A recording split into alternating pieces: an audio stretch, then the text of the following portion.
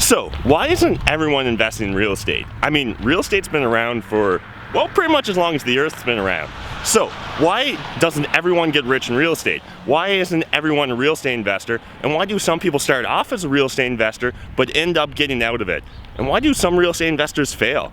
Until recently, I didn't have a great answer for that, but I've been spending a lot of time thinking about it, and so I ended up giving a speech on the subject matter at our first real investing meetup here in London, Ontario. Now, one quick caveat, it was unfortunately at bowling alley, so the audio's not great on this video, but I think the concept's pretty strong. I'm calling it the great filters of real estate investing, and well, I'll just let you guys check it out in the video. Let's jump over to that now. If you do enjoy this video, smash that like button, and if you're new to my channel, definitely hit that subscribe button.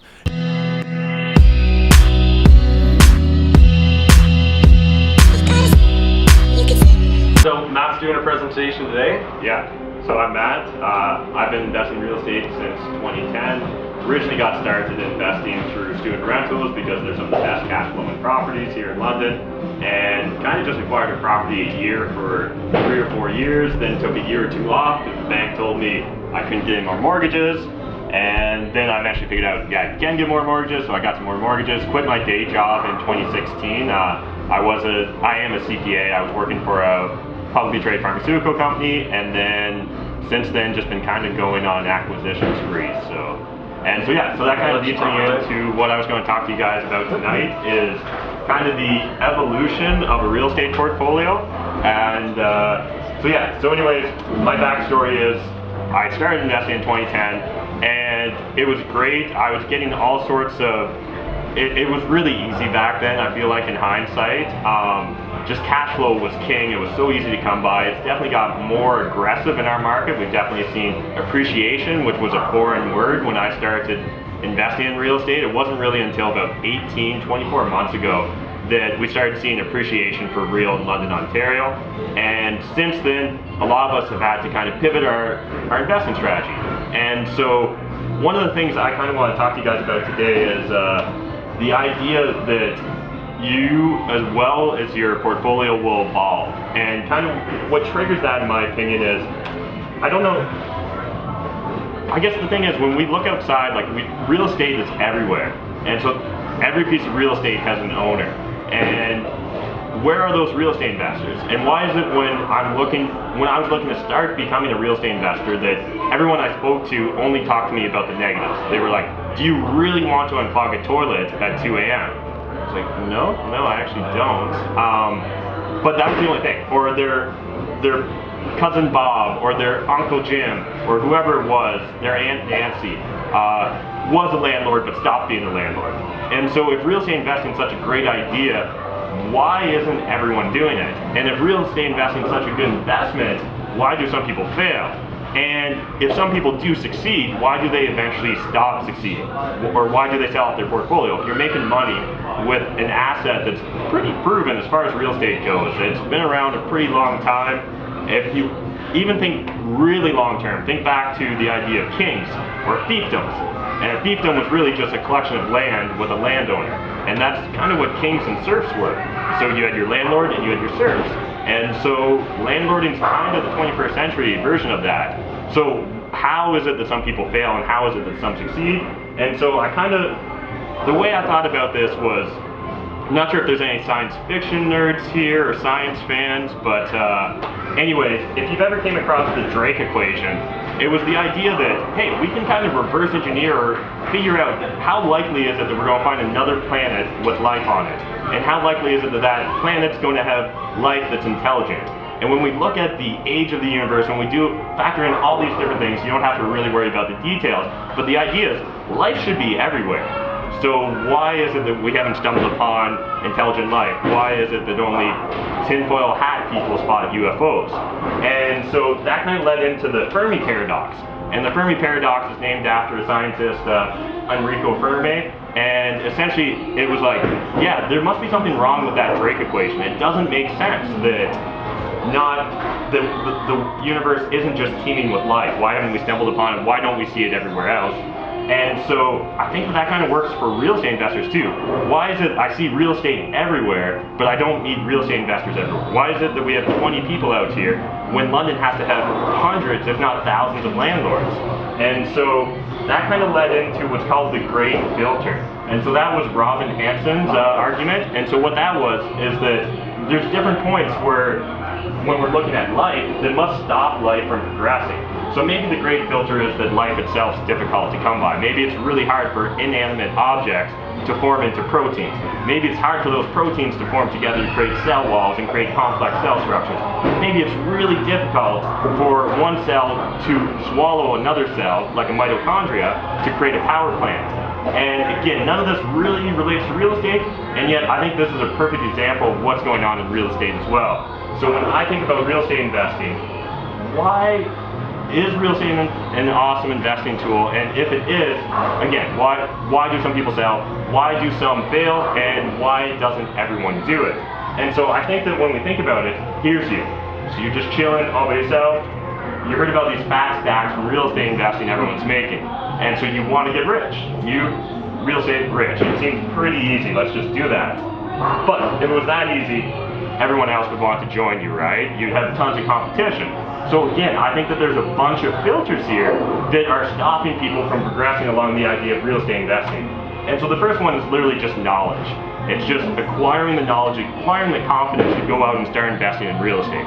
And that could be as simple as coming out to networking events like this. It could be as simple as listening to Bigger Pockets podcast, which if you guys aren't listening to the Bigger Pockets podcast and you want to be a landlord or you are a landlord, you are doing yourself a giant disservice by not listening to Bigger Pockets. If there's only one thing you take away from this, it should be that you should be listening to Bigger Pockets. The next one is actually taking action. And so I see this all the time on my YouTube channel. And so I didn't really get into it, but I have a YouTube channel where I'm documenting my real estate investing experience.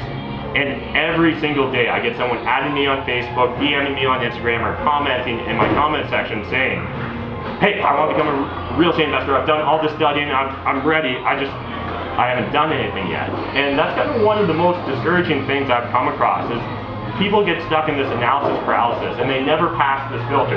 They never actually go out to make an offer. And I can guarantee you will never become a real estate investor if you never make an offer on a property. It's really simple actually. You need to buy a property to be a real estate investor. So then if you do finally buy that property, then you need to find the time and the money to go find the second property. And that's another big filter for a lot of investors. And it kind of goes on. And so one area that I got stuck on for a long time is the fifth mortgage. And so right now, if you're a real estate investor, it can be really difficult in Canada to get that fifth, that sixth, that seventh, that eighth mortgage. And it's because they're being way stricter with the lending rules. I started investing in 2010, and they literally changed the lending rules in 2010 as well. Before that, it was kind of the Wild West. You could just buy properties, you could do 5% down, 0% down, all these crazy things. But over the last few years, they've gotten way more strict about it. And so one of the biggest filters I see now that stops people from really growing their real estate portfolio is that fifth or that sixth mortgage. And again, in 2013, 2014, I took off for real estate investing because I went to the bank and said, hey, I got 4 properties, I'm making money off of all of them, I want to go buy a fifth one. And they said, you're doing fantastic for your age, but no more mortgages, you're too much risk.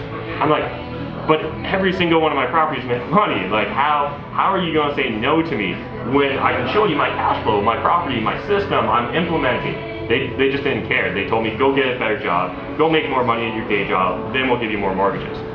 I kind of shrugged and said, okay, I guess that's the way it is. And it took me 2 years to pass through this filter. It didn't take me very long to pass through the other filters. Knowledge I acquired in university, reading books like Rich Dad, Poor Dad, The Wealthy BRRRR, all the books a lot of us are familiar with. Going out and buying a property, I did that when I was 25, the moment I had the down payment for it. When I was 26, bought one, 27, bought one, so on and so forth. But that fifth one was a huge filter, a huge stumbling block for me. And then, when I eventually did get past that, then you get to a point where you have so many properties that you literally have either built yourself a full-time job or you need a full-time employee. And I think that that's another major hurdle that a lot of us have to get through. And again, you can maybe substitute that by hiring in property management or by outsourcing it. But a lot of us then find untrustworthy property managers, or the property managers don't manage it the same way that we would manage our properties. And the problem with that is, you maybe built a model that's very scalable based upon your hustle, your hard work. But can you pass the filter of, your employee is only going to be maybe 70% as effective as you, and I would say 70% is a great employee, because I have not found that. I'm happy when I'm backing 50%. And so it's just the reality of life. No one should care more about your money than you do, and that's consistently been the path I found. Then what eventually happens is, should you be incorporating? Should you start dealing with portfolio loans? What's the next step after that? And then finally, should I start a REIT? I got hundreds of units now, I got hundreds of tenants. Or should I start writing books? Or should I get a TV show? Or maybe I should get into coaching. People make a lot more money coaching than they make real estate investing. And there's way more money in the guru game. And that's why eventually, once people get to this level, they either become nameless CEOs of REITs that we don't know about because they're not flashy, because they're still grinding, or they become TV celebrities. And they're more selling us products, they're selling us information than they are actually being a landlord at that point. So those are the filters I see, but these are just the consistent filters that we kind of hit in a progression. But then there's all kinds of weird filters that might hit you at any point along your real estate investing journey. So maybe you got the first deal and the first deal worked out fantastic, and you thought, I got the Midas touch. Anything I touch is an amazing investment, so you get cocky. And that one property, if you do that between your first and second property, that could destroy you. If that property is the property that doesn't cash flow, if that's the property that's the renovation from hell, that's the property that you're not able to refinance to get your money out to go buy the next one, that's a huge filter. Maybe it doesn't happen between property 1 and 2. Maybe it happens between property 10 and 20. I don't know. Each person's different. But then we also have professional tenants. And so for myself, I would say I didn't get cocky until maybe 2016. And that's the first time I think I bought a property that was less than ideal. And thankfully at that point in time, I built out a big enough portfolio that wasn't going to cost me my real estate investing career. But had I done it to start, it absolutely would have. Same with professional tenants. I never came across a professional tenant until the end of 2016. Thankfully again, my portfolio was so big, so resilient to that time, that was just a drop in the bucket. That wasn't going to destroy me. Had it happened on my first property, I might not be here talking to you guys today. So it's not that just my hustle and my hard work paid off. It's that when these filters happened, I was prepared to pass through those filters, or I was willing to put in the work to get past them. But the professional tenant I had, it took probably 8-9 months to actually get her evicted from the point we started the eviction. She just knew exactly how to play the game, and she knew the exact sob story to tell, and this, that, and the other. And again, because I was in a position where it wasn't going to destroy me, it didn't, but a lot of landlords get destroyed, and that's why a lot of people won't make it past these filters. Then you get the tenant from hell, which you may think is the same thing as professional tenants, but it's not. Professional tenants probably not damaging your property, they're just not paying you. The tenant from hell, they're ripping out walls, they're tearing out light fixtures, they're literally just causing damage because they can cause damage. Then another filter is a manager from hell, and I experienced that in 2017 because I was in a rush. I was busy trying to grow my portfolio. I didn't have time to properly vet a manager.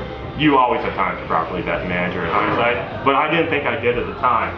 And so again, that can destroy people. Or lemon property. Maybe you just bought a property that you had the home inspection, it all went well, but then once you pulled off that wall that the home inspector couldn't see, you found your crumbling foundation, you found this, that, or the other. And again, that's a filter that can stop people from progressing to the point of getting those fat stacks from real estate investing. And I would like to say that that's all the filters, but these are just a handful. These are just some of the ones I've experienced. Each one of us is going to experience our own filters at our own times. And that's a huge part of why people never progress from getting the knowledge to the fat stacks. But then there's other things too. There's market booms and busts. Depending on when that market boom hits, that could actually destroy someone's business model if prices going up. It could literally mean that you can't find or replicate the deals you're used to doing. And when the market crashes, again, that could destroy your business model depending on if you were burning properties. And where these are timed isn't something necessarily you can control. How you react to them you can control.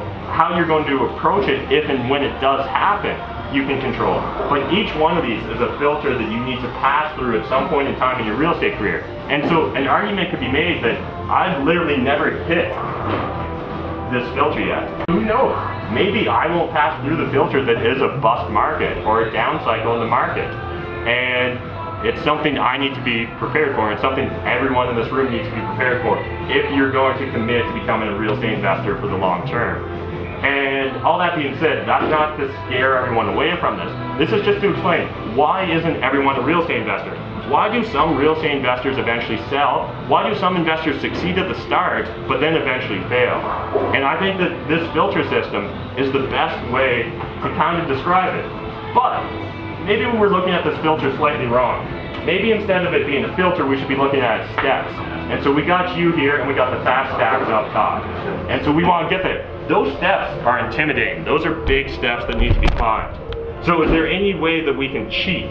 Is there any way we can speed up the process or make it easier on ourselves? I think we can. I think we can build a baby step with knowledge. And I think that that's by doing things like listening to Bigger Pockets, reading books, smashing that like button on my YouTube channel. And in addition, networking. So coming out to events like this.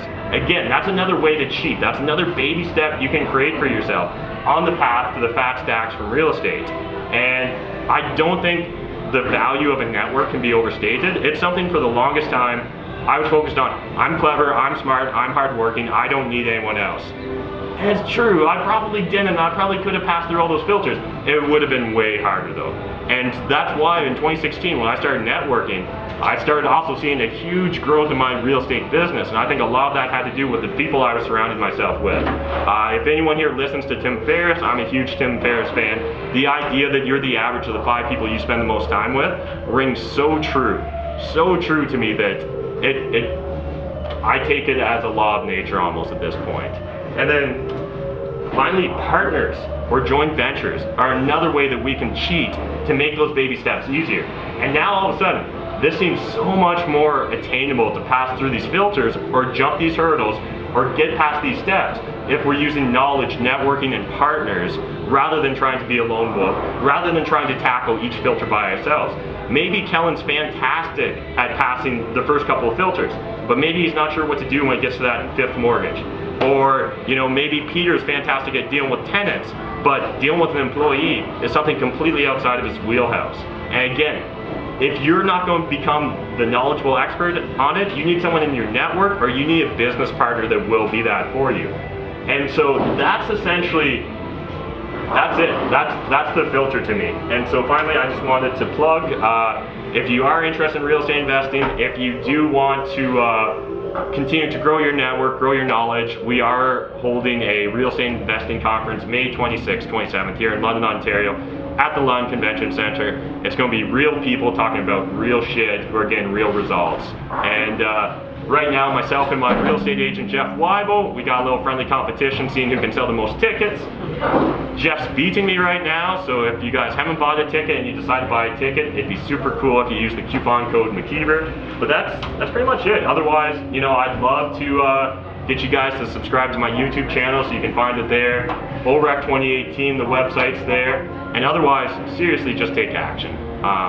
It's the first or second filter along the way. Once you've got the knowledge, it's the next thing actually stopping you from becoming a real estate investor. So that's pretty much it. I wasn't sure what kind of level everyone was going to be on the real estate investing kind of path, so I thought this was kind of a nice introductory idea or concept into a broad spectrum. We're all going to deal with these filters at some point. So maybe they're all behind you, maybe they're all in front of you. If they're all in front of you, find someone that's got them behind them, because there's no sense reinventing the wheel. All right, thanks guys.